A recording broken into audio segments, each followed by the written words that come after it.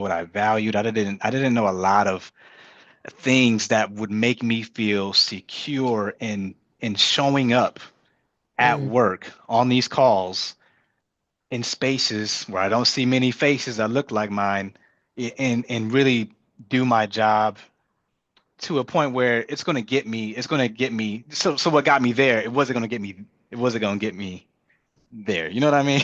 yes. What got me here Yeah. at that time wasn't what was going to get me there. I needed to have more confidence. I really needed to embody some leadership qualities. I couldn't just be in the background on calls, off camera, in the shadows, just doing what people told me to do. I had to step out of that. And if I were to be able to do that, I realized I needed to do some work. But anyway, I'm getting ahead of myself. Um, so basically, I struggled a lot. I Mm, struggled a lot internally as a IT project coordinator. I would say I was dealing with high functioning anxiety. I was always anxious on calls. I was always tense. I was always mm, thinking about, did I have enough? I always thought about my family struggling back at home. My own immediate family just went through so much as I was away building this life out for myself, trying to break cycles, trying to change the trajectory of my family. Um, it was a lot of weight on me. mm, And so I was like, you know what? I need to find a role that would allow me to just bring more of myself to the table, mhm. right? Because I'm Right. learning myself as I go, right? Right. So at the time, this was 2016, and Liberty Mutual at the time was like, hey, we're changing from this waterfall project management only, Mm, model of running our projects all around the company, including tech. And we're going to take on Agile, Scrum, Kanban. We're going to take this on. At that time, I'm like, okay, they haven't hired any Scrum Masters, haven't hired any product owners. We don't know anything about this. So I raised right. my hand. I said, hey, I'm willing. The Scrum Master role seems cool because it's less pressure on me. Again, I'm dealing with a lot of imposter syndrome. Mm, I don't consider myself a technical person, nor am I passionate about being a super technical person in the corner coding all day. That's just not me. right. So how can I put myself in a role that would allow me to focus on building people up, um, making sure the team's vibe is healthy, making sure that I'm looking at processes and saying, hey, I think, this thing could be improved. I think this part of your process could be improved, right? Really playing that coach mentor role versus being a project manager, whereas in many of my experiences, I was always that front lead talking about everything in exec meetings, Right. and I'm telling you, I'm dealing with anxiety like crazy. I'm like, I'm not the best person to speak on this stuff, yet I'm in this position that I have to carry the torch and really speak on the status and where the budget is and are we in Mm, scope. And, it just it got tough. So I acted as a scrum master for about a year and a half. And by 2018, I acquired my first official role as a scrum master. And that's what I've been doing ever since. awesome. That's amazing. But I mean, the important thing there is to know is really learning that about yourself, right? To know where your inherent strengths are Yeah. and go towards that instead of like beating your head against a brick wall. Well, that's funny you say that because um, dealing with anxiety, dealing with unworthiness, dealing with not feeling like enoughness inside of you, that your body starts to communicate that to you in one way, shape, or form. And I thought that I could run away from it. I thought I could ignore Mm, it. I thought that I could party it away. These are my 20s. I thought I could just spend money and buy the things and go out and date and all this stuff. I'm thinking that was a good enough distraction for me and I can get right back to it. But over time, it literally felt like I was beating my head against bricks. I used to cope with migraines, headaches and migraines, multiple of them a day, but I I don't know. Something just didn't click. Maybe I was too far away from my family. Maybe I was too far away from a true support group who really checked in on me. Maybe, yeah, I just hadn't really considered the idea of what was really happening on the inside of me. I thought that as long as I was showing up and putting on the best face and doing good work and and at that point, I'm more successful than anybody in my family has ever seen. So who am I to say, hey, I'm going through a lot when they are going through so much, right? That's what I would say to myself, right? Um, so yeah, I literally life, and I would say God just really awakened me to, hey, Jordan, this is you got to get this together. You got to find yourself. You have to take action because what you're doing might have worked up to this point. It might have gotten you that stability you've been searching for, but what's going to get you there, what's really going to ensure that you're healthy and that you're fulfilled and that you are stepping into your calling, whether in work or outside of work, you have to make some changes. You got to do some of that inner self work. You got to get help, right? And that's what I had to do at the midpoint of my career to still even be here today, standing Yeah, before you. Yeah.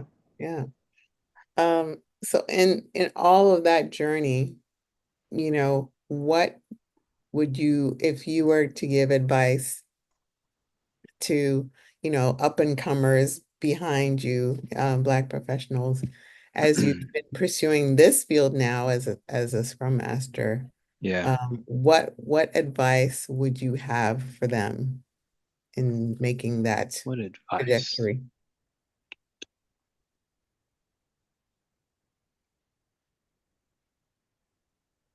I would say um advice. Well, a lot of my perspective comes from the standpoint of what I share with you all, being the first in your family, sort of coming from a place where you don't feel like you have that blueprint, where you don't have family who's worked in these types of spaces to really, help you with communicating, help you with how you got to show up, or, um, you know, I speak from that perspective. So Mhm, a lot of the advice I would have to share is to that person who just feels like they may not they don't feel like enough. They mhm, may sometimes feel like an imposter. They may feel like, you know, if I just chase this bag, if I do all that I can do, just work hard and get to the money, get and rise these ranks. Um, those folks who think that, if you can get a great job and you do those things, you get the achievements that you're going to be okay. That is very much far from the truth. So I want to tell them to try not to focus so much on chasing wealth that you forget to truly prioritize your well-being along the way, mhm, right? I understand a lot of us are chasing that stability. We are chasing those primary needs in life. We got bills to pay. We got, there's so much we want to do and that needs to happen. And maybe a lot of us don't have that for haven't come from that background of having that fortune of truly picking a job and career that you just love and you're mhm, passionate about, or you come from a family where you just had that time and space and resources to really understand who you are and get grounded in knowing your value. yeah, So a lot of us have to do it on the go. We have to do it as we go. Just yeah, don't wait too late. yeah. That's sage advice, indeed, especially in this day and age that where we're being more conscious about our mental health and well-being, that it makes total sense because money isn't everything. It's something, but it's It's not something, but everything. not everything. No, not at all. And I understand that and I recognize that,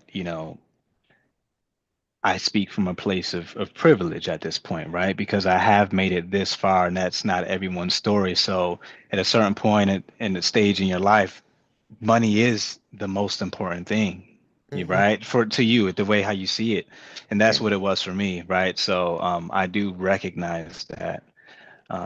So I wouldn't ever say like, hey, don't chase that high paying job. Don't get that, no, I'm not even going to tell you that. I'm just going to tell you, don't neglect yourself Right. along the way. Yeah. Right. Mhm. So if we flip that and you're giving others advice, what is the best career advice you've received? Mm. The best career advice that I've received. Mm.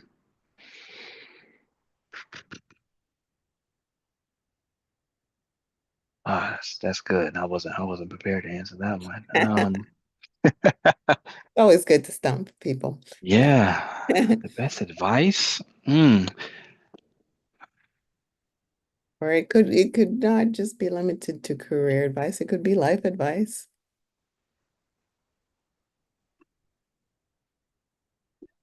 It's really hard for me to get away from this idea of getting grounded in who you are.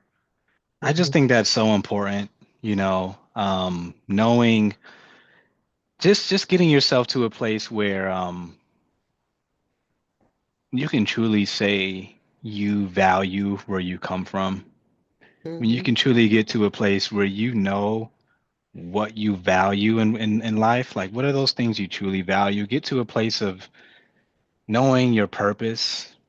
Just really do that discovery work to figure out what it is calling you on Hmm. this earth, right? It can't just be money. It can't just be materialistic things. It can't just be status, fame. It can't be these things. I really think the most, yeah, that's the best advice. You got to do that inner self work. It's so important. Right. You're going to get to a place where there's always going to feel like there's something missing.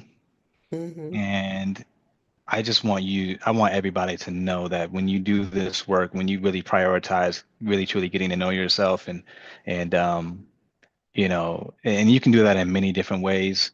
I did that by creating my own morning routine throughout the pandemic, just getting up before I clock in and working on myself. I mean, I'm talking about prayer, right? If you're a person of faith, a Christian, reading the Bible, meditation, affirmations, really speaking, positive things into yourself, creating a win folder for yourself and regularly keeping track of all of your accomplishments, everything that you do great at. Reach out to some friends and family and ask them, you know, what do you think I'm good at? What do you think my gift is? Um, taking time to exercise, taking time to pause and reflect and journal, just a good combination of these things in moderation every day in Hmm. the wee hours before the noise of the world begins to capture your attention. Um, taking that time and before you clock in, I think that's probably some of the best advice and some of the best experience. That's what got me here. That's what has me speaking here. I actually feeling like, you know, I have something to share. Before, I didn't have enough confidence to share any of this. I didn't believe enough in myself. I didn't value much of where I came from to even make me feel courageous enough to even share this with you all, right? I think that's very important. It's very foundational work. It's personal work. It's private work, but you can't undermine the value that it has on how you feel, how you show up, how you impact others, and what do you choose to do in your career or in the world? Agreed. Um, just talking back to your routines, I mean, Hmm. well, we had our first conversation at like what, 6 o'clock in the morning. Yes, which I was surprised. I was like, oh, I have that availability in my calendar, but for somebody to pick a 6 a.m. call, I was like, okay, let's do it. Yeah, it's the quiet time. It's definitely Hmm. time to um reflect on before the busy happens for your For sure. for my day, that's for Yeah. sure. So I Hmm. totally believe in that. But I think it's really important. That's why we do this Share Your Story series, is so that people can hear these things and realize if they're having the same experiences, that they're not alone. Other people have gone through the similar things and have been able to come out on the other side. So that is why I think it's so important, because we're more similar than we know.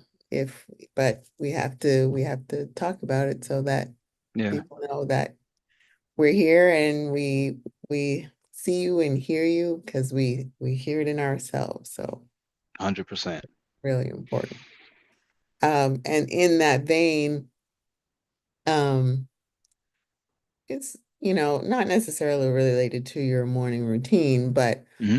what skills do you feel that you have that are the most beneficial to you, that have been the most beneficial to you in your agile journey?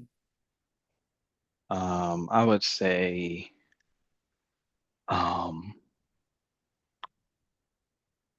I don't know if this is something that people can build, but I would say what comes to me first is emotional intelligence, Mm, high EQ, really just being able to gauge body language, tone, emotion in words, um, the vibe of a call, of a team meeting together, how everyone's showing up, um, responding um, effectively, depending on who you're talking to, depending on the circumstances, right? I think that has been a gift of mine, okay. but I think that it's possible that skill can be developed. I just never looked it up, but I think that has been very helpful to me.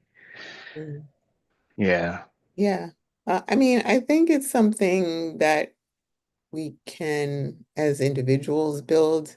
But I think also it requires some of that self-work, where having Yeah. some self-awareness, Hmm. uh, so that you can really be aware of others. Yeah, Yeah. that's good. Yeah. So self-awareness. Yep. Yeah. I So, like that. but emotional intelligence is very important, because some people don't know how to read a room. Yeah. I'll leave it at that. Yeah. So yeah, especially as a scrum master, I think that's very important. Yeah. We have to wear so many different hats, and we got to know when to put those hats on. And if you can't read the room, if you can't know when you need to put those hats on based on the people you're talking to and the states that they're in, that's going to be pretty challenging. Yeah. Yeah. Definitely.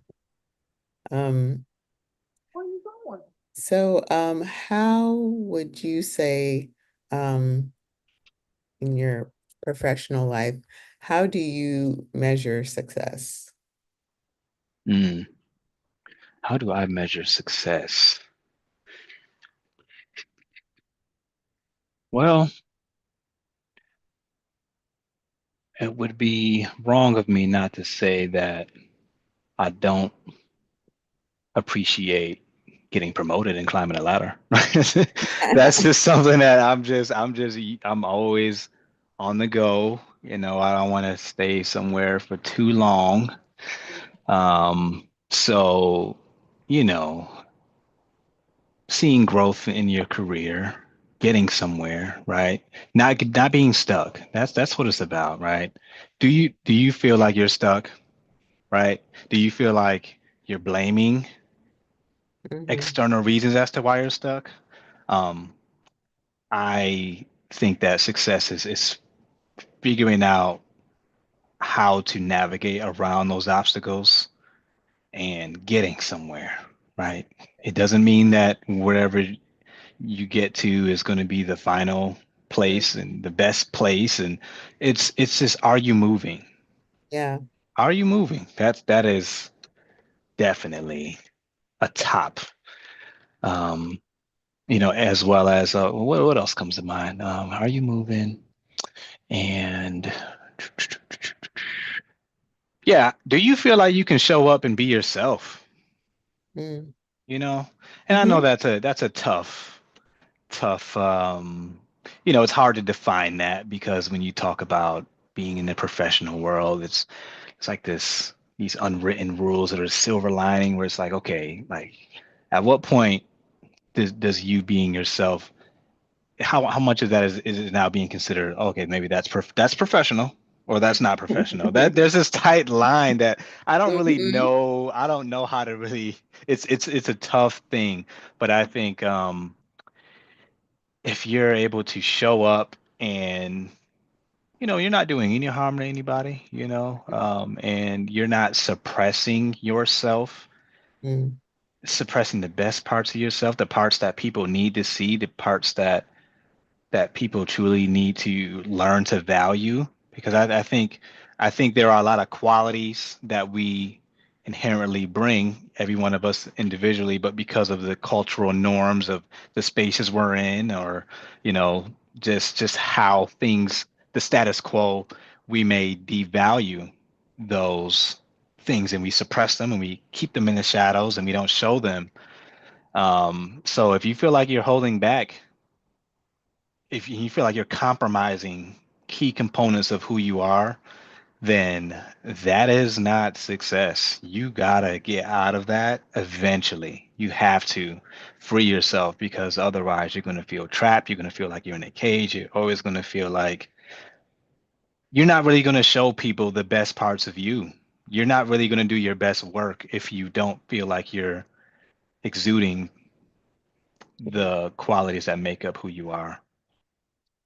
I think that it inherently speaks to um, being yourself, right? Hmm. Because, if part of being yourself is saying the uncomfortable things where,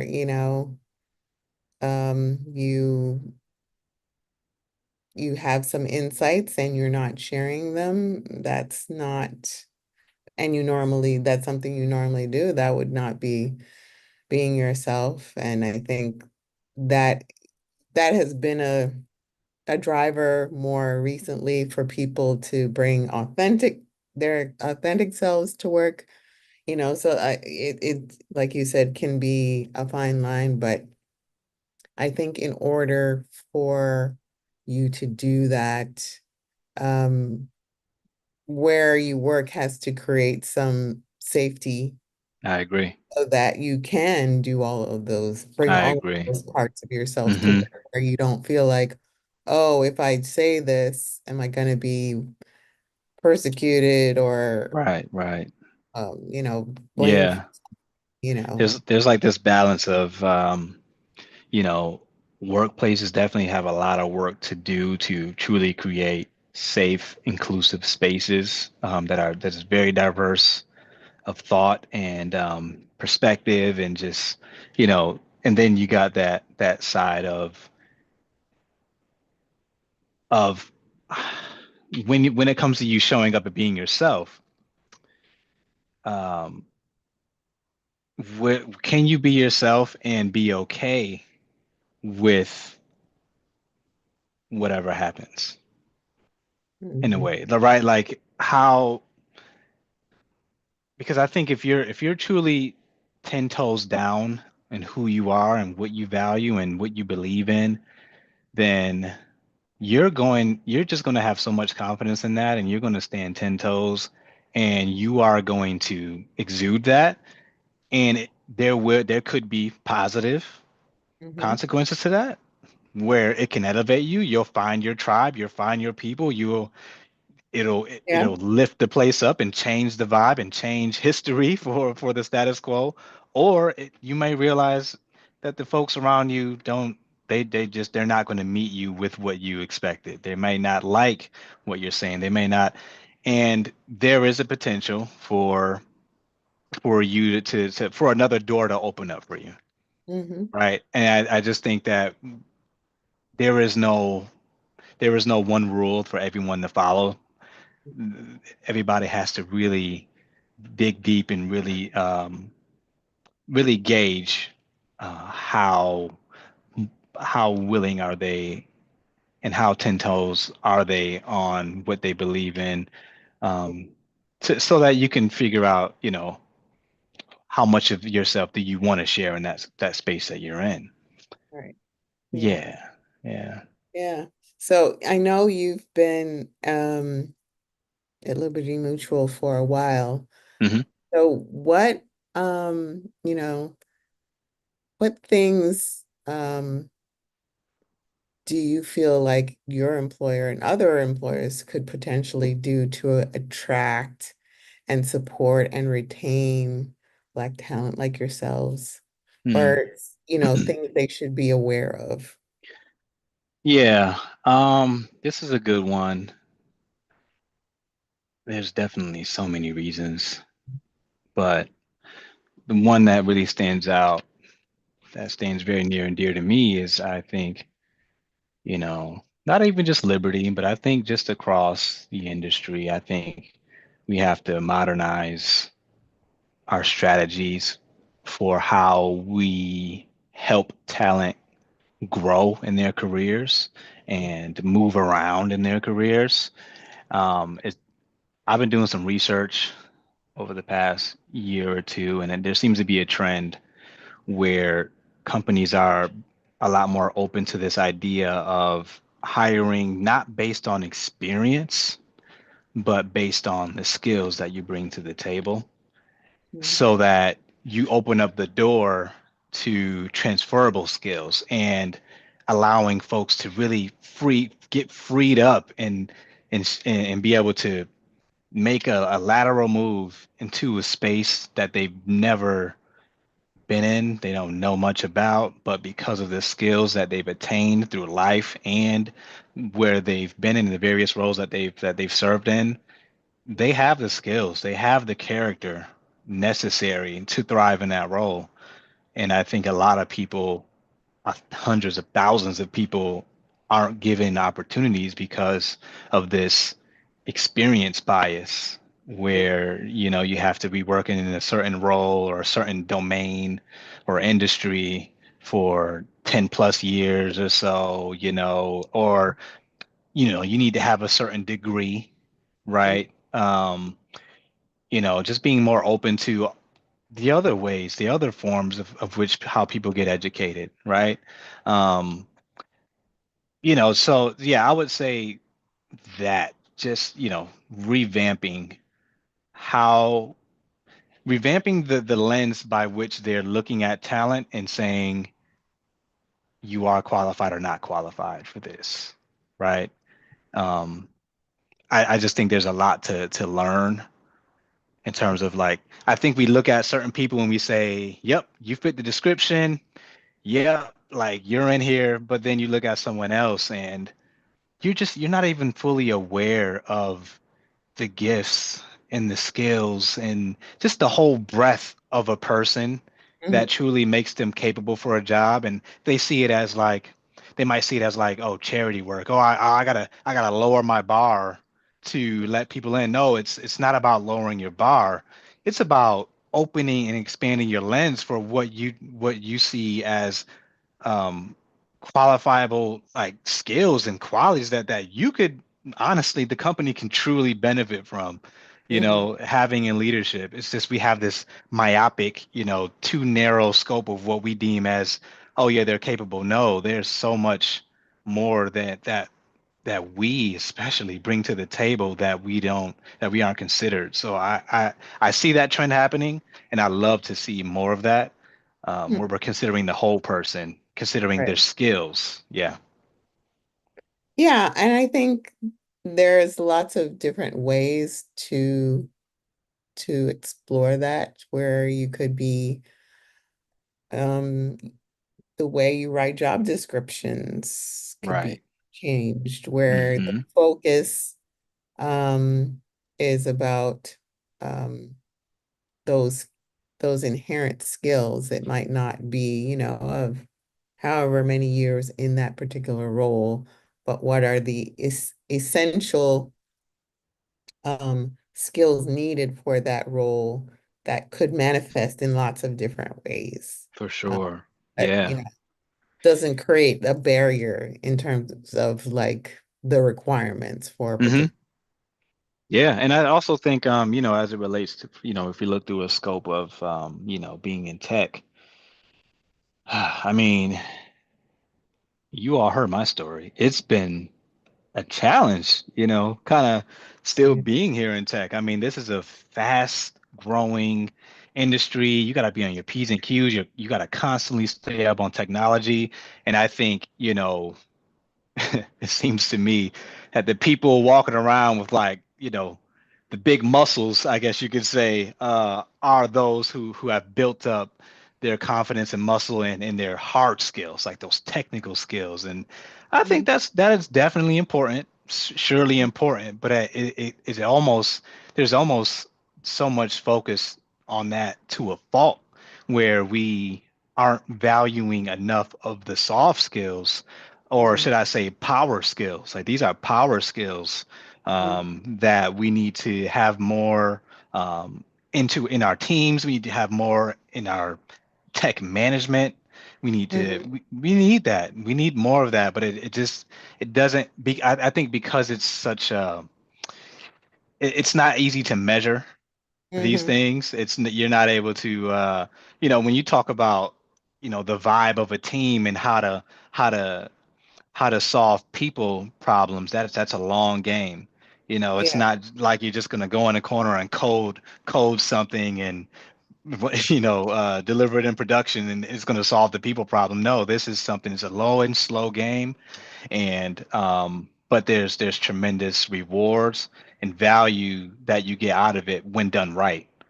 But I Mhm. think we focus a lot on the hard skills and the technical deliverables and um, Mhm. those types of things. Well, because those things are easy to measure. But there are there's opportunities to measure impact, right? Because that's a Mm, lot of what we do when you're in more of the like Scrum Master and coaching roles. hmm. It's really more about impact because you're not delivering the widgets. You're helping to deliver them more effectively. You're helping the people Yeah, build them, deliver them more right. effectively. So, Yeah, there are different ways to measure that, but for sure. it is always a challenge because people are always like, well, what is it that you're doing? And Yeah. that leads us to an interesting topic. So I've been a Scrum Master for 8+ years at this point, and but for the past year, I've been operating in a different role. My title is still Scrum Master 2, but it's very different from what we've been doing. So I'm seeing this trend in my company and maybe industry wide, where Mhm. it just seems to me because of that idea of it being difficult to measure the impact, or maybe there hasn't been enough investment into how to truly measure impact of a scrum master or the value of coaching and mentorship. There's been changes that's been happening over the past year, and I think I'm in a more cutting edge part of my company where these changes um, haven't been made company wide yet. They're just more Mhm. so being piloted in a way in certain pockets where there there isn't as much focus on coaching and mentorship. So I'm no longer deeply embedded with my squads. I'm not Right, with them on a day-to-day basis. I'm not, in the minutia of, right. managing the Scrum framework. I'm now what they call a portfolio Scrum Master. Now instead of having two teams that I'm deeply embedded with, now I have five teams.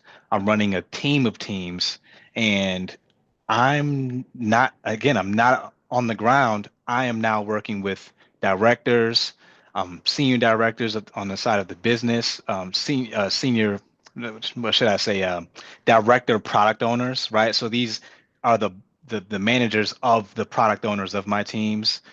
And I'm partnering with managers of the tech teams and my scrum masters, right? So like I'm a level above, and we're leaning heavily on data. We're Mhm. leading heavily on how what can we do to ensure that our teams are delivering. So Yeah. we're always keeping a steady, gauge on dependencies, risks, obstacles, and it's a different way that we're working, and it seems like we're just more focused on. It seems like we're going back in that direction of more so.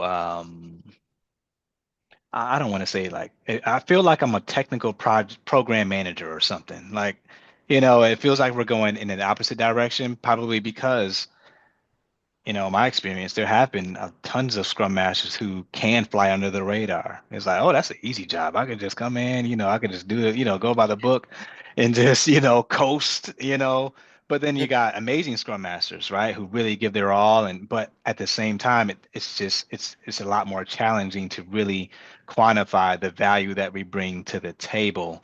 So I just wanted to share that to just, let you all know that there are some shifts happening. I think Scrum Masters will be here to stay overall because I think it's going to take a long time for any large change to happen where we go back in the waterfall direction and we value projects and deliverables way more than, you Right. know, um, learning as we go kind of thing. Mhm. Um, so that I did want to share that. Yeah. Yeah, Yeah. that's definitely a a trend in terms of, I'll just call it labels. There's a shift. Uh, but hmm the work is still the same, or the work is still there. It Uh, is still there. They haven't gotten rid of it. It's just we're focusing more on some of those areas that may have been um, maybe a little bit neglected, right? Like we're still agile, we're still in our mindset, we're still doing all of our teams are still doing Scrum, continuous improvement is still a focus. Um, yeah, like you said, labels. There may be some title changes of some sort in time. Yeah, yes, we'll see how it evolves over time. for sure. Sure. Yeah. No, we're almost at our time, but I wanted to a couple of things I wanted to try and squeeze in Okay, was let's do it. one, what has been your proudest moment as a agile servant leader? I'm not putting a label on it, just in all of your spaces that you've been operating in the agile community, so to speak. Proudest moment. Proudest moment. Let's see. I don't have a proudest moment. Like I'm rarely a person that even has any favorites of anything, but I would say my proudest moments are when I can show up and inspire by being myself, by sharing my story, by inspiring folks to show up as themselves. And whenever I can sit down with somebody and hear their story, hear their challenges, and help them navigate around them. I really love the idea of coaching. I love the idea of asking great questions of folks that really help them see a different perspective. And that I try to do that often. Sure, I could just show up and just, be the scrum master, portfolio scrum master, and just do my job. But, my most proud moments are when I can not only do my job, but I can do it how I need to do it, how I should do it. Um, and not shying away from not hiding parts of myself that would enhance how I'm showing up. People, I remember when I first told them, I'm like, hey, I'm a life coach, and people were like, oh wow, like, you know what, that makes a lot of sense. You always bring this sense of positivity and inspiration and whatnot to the team. But in the past, I used to hide that a lot. I used to hide this light in me. I used Yeah. to hide what I'm passionate about, what I care about, and so My problem is when I can show up and when I do that, people's lives have changed. Their days, the way that their day goes, it shifts. Mm. So, yeah. All right. Uh, trying to stay on track, but I might go over a little bit. But are there so what uh goals are you currently striving for right now? Mm. What's in your look ahead? Goals, goals, goals. I mean, I try to be someone who's not just solely focused on career. In the beginning parts of my career, everything was just all about liberty, liberty, liberty, like, build this career, have fun on the side. I'm really big on making sure that I am building a life where I'm focusing on my mind, my body, my soul, relationship, my finances. So, I've been getting involved in church recently and leading men's groups. And, I also have a life coaching business with my wife that we started a few years ago. So we aim to continue growing that. We just love to help people move forward in life, money, and career. So, continuing to try to work on that. I was recently certified as a life coach and a Christian life coach in October. Um, but from a career perspective, it's interesting. I've been in this place. I'm at a fork in the road where I'm like, do I want to stay in tech? Is this Mhm. my place for me? I want to lead people, right? So I want to become a people leader. That is the next step for me. I've been a Scrum Master for long enough. I know that I have so much value to provide the company if I'm in an official people leader role. It's just, is that going to be in tech or is that going to be in talent? Right? So I actually just recently finished up a short-term assignment, which basically is an opportunity that allows me to take on another job within a job. Right. I networked my butt off over the past 2 years to get to know different people across my company, starting with one person that turned into two people, that turned into four people, and over the past year or two, I've gotten to meet, over 60, 70 people, right? And it's continuing to grow, sharing with them my story, sharing with them what I believe, sharing with them who I am and what I would ideally look for in a role. I'm looking for a role that allows me to be able to, you know, work on the strategy of a organization or a program, as well as being able to simply coach and develop people. I just want to help people grow. Um, I believe my top priority is talent because I just feel like in talent it's all focused on the talent. That's everything, right? So, but if I were to stay, I think it makes more sense right now to work towards a manager of engineering role because I've been hearing from all the informational interviews I've been having and mentors. They're saying, "Hey, I mean, you got 10 years in the game. You've been here. You've been doing this."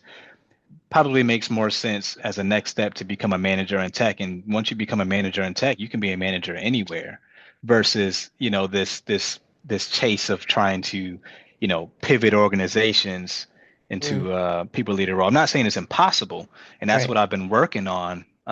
But at the same time, just given the reality of how many roles are available in my company right now and all the organizational changes that's been happening, everybody's like really competing for 30 or under people leader roles, whereas in tech there's over 200 Yeah. manager of engineering roles. So Right. I'm starting to think about, okay, you know what, I would love to be in talent, but you know what, the path of least resistance might, I'm reconsidering the idea of staying in tech for a little longer, doing my thing. Who knows, maybe I might stay in tech, right? But Yeah. at first, it was off the table. It was like, okay, I'm out of here. I'm not a technical guy, not passionate in this. I just want to focus on people, helping people grow, thrive, improve, the company from that way. But and these Yeah. days, I'm starting to reconsider a different path. Well, none of our paths are a straight line. Yeah. very winding, and it takes us to different places, and you just never know what you'll encounter when you Hmm. there. So, um, and I know we're a little bit over, we started a little bit late, but the last thing I wanted to ask you was, is there anything else that we didn't cover, that you want everyone to know about you or your experiences? Mm. I don't, but I do have a piece of advice I've shared earlier on the call. Um, yeah, we had a PI planning readout, and I threw a little flavor on the end there, which that was a proud moment for me because I could have just did the typical, "Hey everybody, thank you, thanks for your plans, hope you do great, have a great day." No, I added some inspiration towards the end there. So, I know it's a challenging time for us right now in America. I think there's just a lot going on, right? There's just always a lot going on. So I know it could be tough to stay locked in. It could be tough to be confident in yourself, to be confident about where you're going. Um, so I would just say, as you wake up every day between now and the end of the year, right? You want to close out this year strong. Do your best to close out this year strong. One mindset that I want you to embrace is be the version of you that you would be if you knew that you could do it, right? Mhm. Be the version of you that you would be if you knew that you can do it. It's going to allow you to step into your role, step up to any challenge, any task that's ahead of you.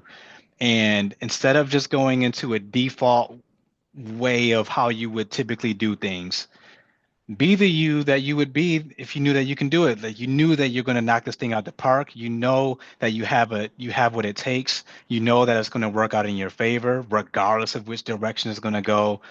Do that and just journal about it, reflect on it, reflect on how the outcomes are, reflect on how you feel, reflect on the impact that you make.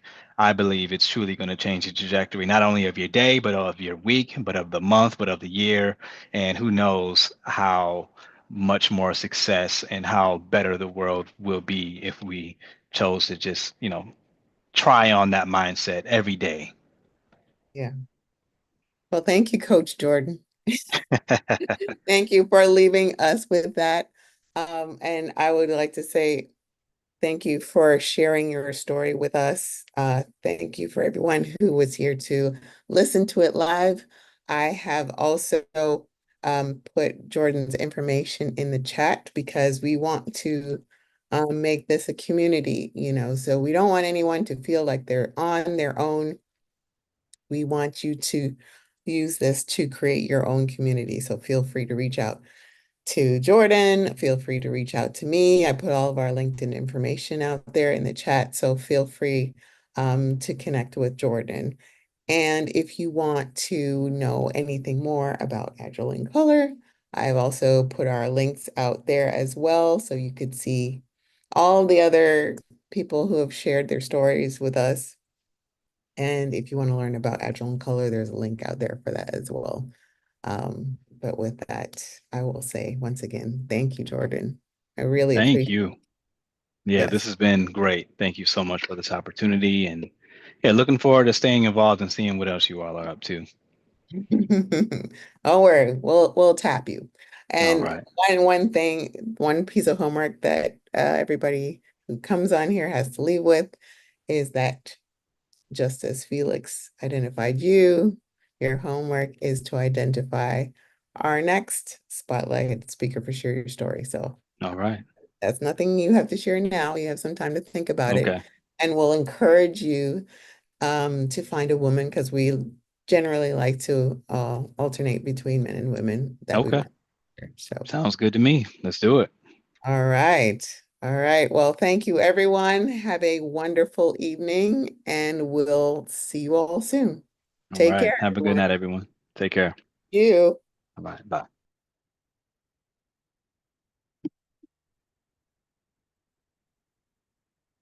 All right. The recording has been stopped. Hey, good job, Nicole. Thanks, Matt. Thanks for being there in the background. Yeah, I'm just hanging out. Thank you. Bye. Have a good Thank you, night, Patrick. Patrick. Have a good night. Is, is there anything else you need help wise or follow up? No, I just had to Okay. make sure to stop the recording. So there's less Oh, for all right. me to. I thought it had been stopped. All right. Well, Yes, I stopped it. So okay. he has to do it the old-fashioned way and do some snipping and whatever. So it's fine. It's not in my court anymore. All right. Got it. Well, All right. have a good Thank night.